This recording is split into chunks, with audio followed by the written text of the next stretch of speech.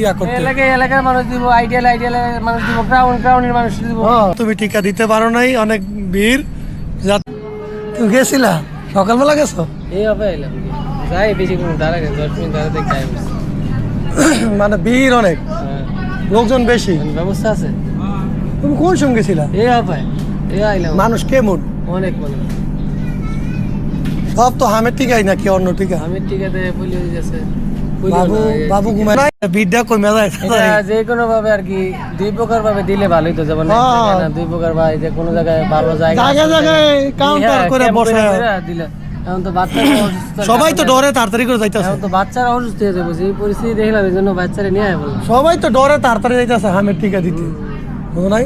বিশেষ করে বাচ্চারা আরো অসুস্থ হয়ে যাবে, যে ভিড় যে গরম, বাচ্চারা দাপাইতেছে, কান্নাকাটি করতেছে, ভয়তে আয় বললাম। আর মহিলার মাঝখানে তো আমরা ঢুকতে পারি না, ছেলেদের কোনো না মহিলাদের মাঝখানে ঢুকান, ছেলেদের তো কোনো বিকল্প রাস্তা তেমন একটা সুবিধা নাই, ছেলে মেয়ে একসাথে দেখলাম তো ওই পরিবেশে বেশি সমস্যা মহিলাদের মাঝখানে থাকা যায় না। ঠিক আছে, সিঙ্গেল ছেলেদের জন্য আলাদা কাউন্টার থাকতো, মহিলাদের জন্য আলাদা কাউন্টার থাকতো, তাহলে ঠিক আছে।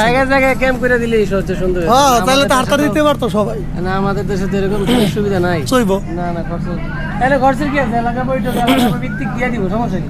হ্যাঁ, আমরাই দিতাম।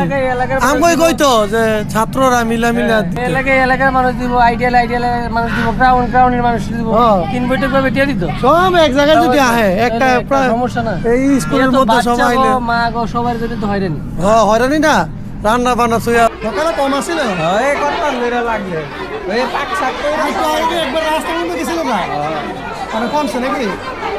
ভাই আমিও জায়গা, মানে পরে গাড়ি নিয়ে বাড়িতে পারতাম না, একটা বলতাম না।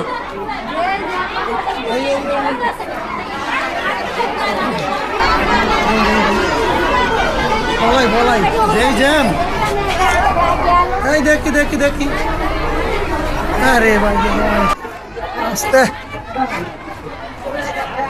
এই জ্যামে দেওয়া বলো কষ্ট,